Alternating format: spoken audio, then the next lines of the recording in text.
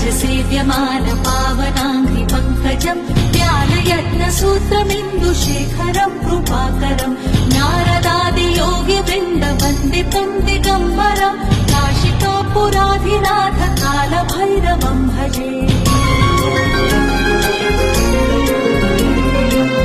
भानुकोटिभास्वरम् भवाब्धितारकम् परम् नीलकण्ठमीप्सितार्थदायकम् त्रिलोचनम् कालमालमम्बुजाक्षमक्षशूलमक्षरम् काशिकापुराधिनाथ कालभैरवम् भजे